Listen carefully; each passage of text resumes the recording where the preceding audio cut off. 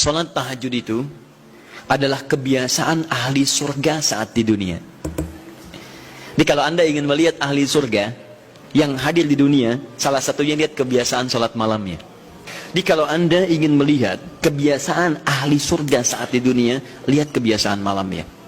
Kalau dia bangun dan mengalahkan semua kebiasaan malam ahli dunia, maka itulah ahli surga. Salah satu kebiasaannya. Ya, kalau nanti turunan dari tahajud yang muncul, nanti saya terangkan. Yang berhasil tahajud, ciri-cirinya begini. Jadi jangan dilihat setiap yang malam sholat, itu disebut ahli tahajud. Belum tentu, ada ciri-cirinya. Tapi ciri yang pertama, yang melekat kuat, kelihatan nampak, pertama adalah ciri ahli surga, dia memiliki kecenderungan untuk sering bangun malam. Dalilnya Quran surah ke-51, ayat 15, sampai dengan ayat ke-17-nya. Innahum kanu qabla dzalika muhsinin, mereka itu ahli ihsan saat di dunia. Ayat 17-nya, kanu qalila minal laili ma yahja'un. Mereka itu malamnya sedikit tidurnya. Jadi punya kebiasaan bangun malam.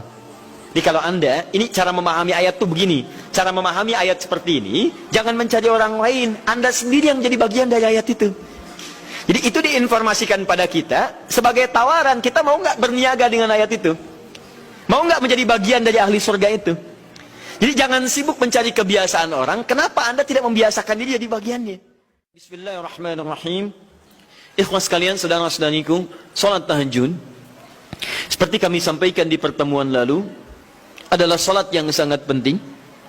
Ingat, kalau di pertemuan lalu kami sampaikan 4 keutamaan tahajud, hari ini saya tambahkan 2 dan 3 yang lain langsung dari Al-Quran. Ya, kemarin saya sampaikan 4 hal. 1, masih ingat Quran surah ke-17 ayat 79 sampai dengan 81 itu. Orang yang rajin tahajud akan mendapatkan 4 keutamaan yang tidak didapatkan oleh orang-orang yang tidak tahajud, sekalipun sholat fardunya begitu khusyuk. Di antum sholat fardu khusyuk, bagus, tapi nggak tahajud, nggak dapat 4 keutamaan itu. Ini sudah saya bahas panjang lebar di pertemuan lalu, saya hanya sebutkan cepat saja. 1, Allah akan mengangkat karir, pekerjaan atau aktivitasnya di tempat yang terbaik. Ya, jadi kalau antum misalnya pengusaha atau orang karir di kantor dan sebagainya, itu akan cenderung kemudian ditolong oleh Allah, diangkat ke tempat yang terbaik. Terbaik itu tidak harus puncak yang paling tinggi, direktur tidak misalnya.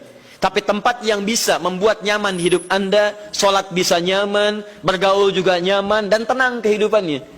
Mungkin level Anda nggak sampai puncak ya direktur utama, mungkin direktur 1, 2 gitu ya. Tapi Anda dijauhkan dari hal-hal yang maksiat, dijauhkan. Sholatnya enak, punya ruangan nyaman dan sebagainya. 2, Allah akan bimbing setiap ahli tahajud. Allah akan bimbing sehingga menjalani awal pekerjaannya dengan begitu mudah. Wa rabbi adkhilni mudkhalas sidqin. Ya Allah, tolong bimbing saya supaya mengawali pekerjaan dengan cara yang benar. 3, awas hati-hati. Anda memang posisi tinggi, sekarang dapat proyek. Apakah setiap yang dapat proyek menjalani pekerjaannya dengan benar? Belum tentu. Jangan tinggi-tinggi lah. Maaf ya, apakah orang tua yang sekarang menyekolahkan anaknya ke tempat belajar menjalani awalnya dengan benar? Hati-hati ya Bu ya, Pak. Bapak Ibu menyekolahkan anak dengan awal yang salah, maka memberikan jalan keburukan ketika dia belajar. Saya katakan jangan pernah Anda masukkan anak Anda ke sekolah dengan menyogok. Bayar sekian supaya masuk, menyalahi aturan. Kalau awalnya sudah salah, bagaimana anak Anda bisa belajar dengan benar? Mustahil mendapatkan sesuatu yang tidak baik. Yang baik itu mustahil didapatkan. 3, wa akhrijni mukhrajas sidqin.